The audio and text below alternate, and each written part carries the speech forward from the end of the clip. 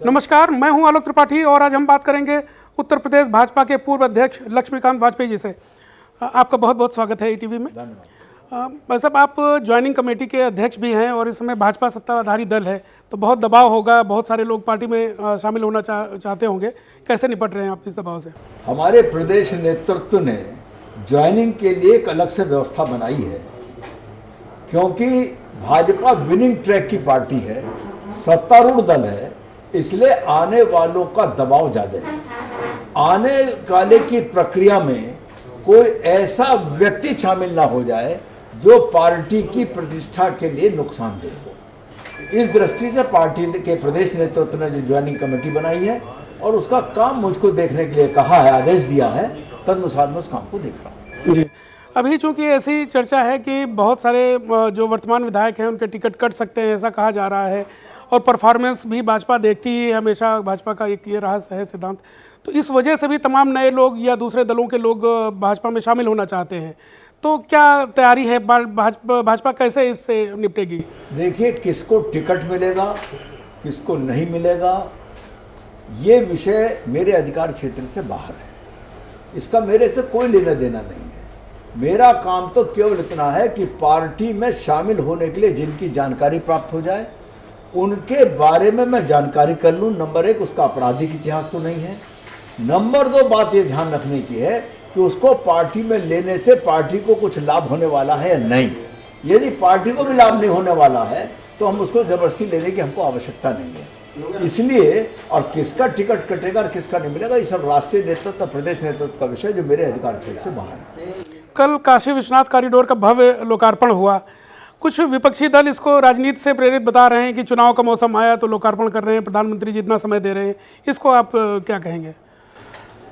खिसियानी बिल्ली खम्बा नोचे, ये कहावत चरितार्थ कर रहे हैं विपक्षी दल के लोग। मैं पूछना चाहता हूँ, हम कोई संत तो है नहीं, राजनीतिक दल के कार्यकर्ता हैं, और जब इतना बड़ा काम जो हजारों साल से श्रद्धालु लोग कष्ट का अनुभव कर रहे थे, आज उनके कष्ट का निराकरण माननीय प्रधानमंत्री जी, माननीय सांसद वाराणसी ने किया है, तब फिर उसका लोकार्पण करना, इसमें कहाँ आपत्ति है?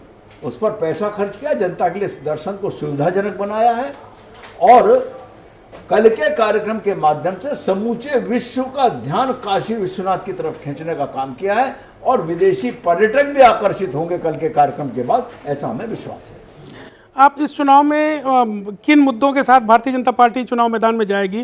क्या विकास ही मुद्दा रहेगा या अन्य मुद्दों पे चुनाव होगा? ये निश्चित तौर पर भारतीय जनता पार्टी सबसे पहला मुद्दा होगा विकास का, क्योंकि विकास न भूतो न भविष्यति विकास हुआ इस सरकार के कार्यकाल में, और केंद्र और राज्य की सरकार ने मिलकर उत्तर प्रदेश पर विकास पर फोकस किया है।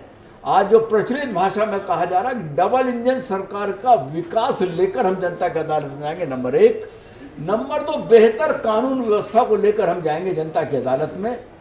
आदरणीय योगी जी की सरकार पहली सरकार ऐसी है जिसने जहां अपराधियों की आर्थिक कमर भी तोड़ने का काम किया है, उनकी अवैध धन से अर्जित संपत्ति को सरकार में जब्त करने का काम किया। ये पहली बार किसी मुख्यमंत्री ने साहस किया है।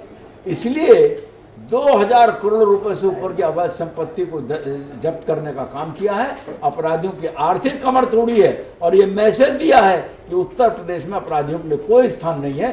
दूसरा मुद्दा हमारा बेहतर कानून व्यवस्था होगा। तीसरा मुद्दा होगा कोरोना का बेहतर प्रबंधन। विपक्षी दल के लोग कहते हैं कि साहब इतनी मौतें हुई। केवल मैं इतना निवेदन करना चाहूंगा, जो संसार के विकसित देश हैं उनके अगर मौतों की संख्या देख लें, उनके यहाँ कोरोना का प्रबंधन देख लें, उनके यहाँ वैक्सीनेशन की क्या व्यवस्था बनी, कितनी जल्दी वैक्सीनेशन उपलब्ध हुआ, तो शायद वो ये कहने पर संकोच करेंगे। और मेरा कहना है कि भारतीय जनता पार्टी की, योगी जी की सरकार ने, आदरणीय प्रधानमंत्री जी की सरकार के नेतृत्व में पूरी तरीके से बेहतर कोरोना प्रबंधन किया। कोरोना से संबंधित सभी सुविधाएं उपलब्ध कराई, ऑक्सीजन उपलब्ध कराई है। इतिहास में पहली बार है कि हवाई जहाज़ों से ऑक्सीजन के ट्रक आए होंगे, ये इतिहास में पहली बार है। ये काम करने का काम आदरणीय प्रधानमंत्री की सरकार ने किया। इन सबको लेकर हम जनता के बीच में आए। आप पार्टी के एक कद्दावर नेता हैं, प्रदेश अध्यक्ष आप थे 2012 में। उसके बाद जब 2014 के लोकसभा चुनाव हुए, पार्टी ने 71 सीटें, रिकॉर्ड उत्तर प्रदेश में 71 लोकसभा की सीटें जीती। इसके बावजूद आरोप लगते हैं कि पार्टी में आपकी उपेक्षा हुई है। इस पर आप क्या कहना चाहेंगे? शायद आपके इस प्रश्न का उत्तर इस बात से मिल जाएगा कि उसी भारतीय जनता पार्टी ने मुझको ज्वाइनिंग कमेटी का चेयरमैन बनाकर एक जिम्मेदारी का काम मुझको दिया है। ये शायद आपके प्रश्न का उत्तर है। 2017 का चुनाव, आप विधानसभा का चुनाव हार गए थे। क्या इस बार विधानसभा का चुनाव आप लड़ना चाहेंगे? मैं पार्टी का कार्यकर्ता हूं, पार्टी के निर्णय और निर्देशों के अधीन हूं। जो पार्टी का निर्णय होगा मुझे सिर झुकाकर स्वीकार होगा। सर, हमसे बात करने के लिए बहुत बहुत धन्यवाद। ये थे लक्ष्मीकांत वाजपेयी जी, जो बता रहे थे कि भारतीय जनता पार्टी की इस चुनाव को लेकर क्या तैयारी है।